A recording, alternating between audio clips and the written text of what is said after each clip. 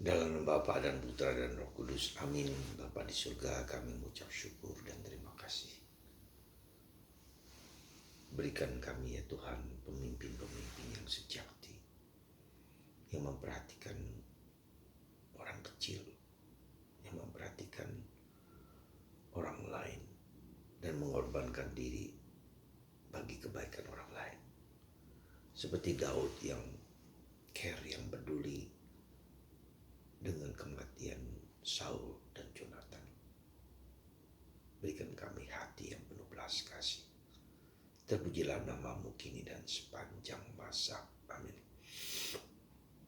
Para saudara, Daud hari ini menunjukkan seorang pemimpin yang luar biasa. Meski dia mau dibunuh oleh Saul, meski dia dikejar-kejar mau dibunuh, meski dia diiri hati oleh Saul, tapi ketika Saul wafat dan anaknya Jonathan, sahabat dari Daud, wafat, Daud menangis tersedih-sedih dan mengingat kebaikan-kebaikan yang ada dalam kedua temannya ini. Dia tidak melihat dan tidak mengingat lagi apa yang menjadi kekurangan. Dia mengampuni, dia memaafkan, dia tidak balas dendam. Itulah seorang pemimpin yang sejati. Itulah seorang yang peduli dan care dengan orang lain. Bantu kami ya Bapak, supaya kami juga tidak mudah balas dendam bila ada yang mungkin tidak menyukai kami. Kami percaya Tuhan, kebaikan-Mu selalu menyertai kami. Kami percaya Tuhan bahwa hati kami hati yang tidak ada balas dendam. Hati kami adalah hati yang murni, seperti Bunda Maria. Seperti Yesus yang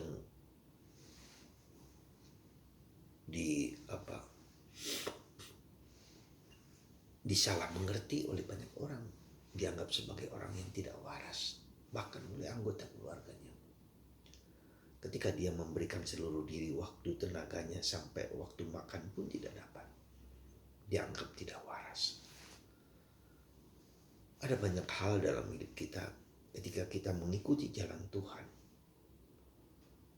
maka jalan itu dianggap jalan yang tidak wajar, jalan yang aneh. Karena itu saudaraku terkasih dalam Kristus, mari kita mendengarkan kehendak Tuhan dalam diri kita masing-masing, supaya kita mengikuti jalan yang Tuhan ini, meski nampaknya aneh, yang berbeda dari yang lain-lain, yang mungkin tidak masuk akal, tapi itulah jalan Tuhan.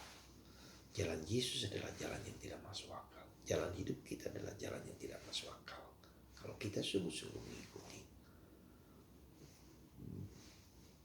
kehendak Tuhan. Dan orang-orang hebat selalu mengikuti jalan yang harus dia lalui sendiri, jalan yang belum pernah dilalui oleh orang lain, dan dia membabat jalan di depan kakinya sendiri, berjuang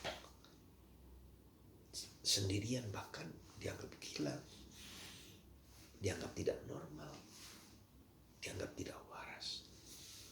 Semoga Anda dan saya menemukan jalan Tuhan dalam hidup kami, kita masing-masing, apapun bentuknya, sebesar sekecil apapun. Semoga kita berani mengikuti jalan Tuhan, meskipun berat sekalipun. Ada seorang teman yang sedang dibentuk oleh Tuhan dengan cara yang menurut saya cukup mengerikan. Tapi Tuhan pelan-pelan membimbing, menuntun. Tapi Tuhan pelan-pelan membentuk pribadi menjadi pribadi yang tangguh, menjadi pribadi yang peka, menjadi pribadi yang tajam dalam mengenali kehendak Tuhan. Semoga Anda dan saya yang tahu dan mengenal kehendak Tuhan berani dan tidak takut dalam segala sesuatu, karena Tuhan selalu mendampingi di tengah segala godaan dan cobaan hidup kita. Jadilah pemimpin bagi Anda sendiri. Jadilah pemimpin bagi keluarga Anda. Jadilah pemimpin sejati di dalam gereja, dalam masyarakat, dalam kehidupan kita. Tidak bersandarkan pada harta, pada uang, tetapi pada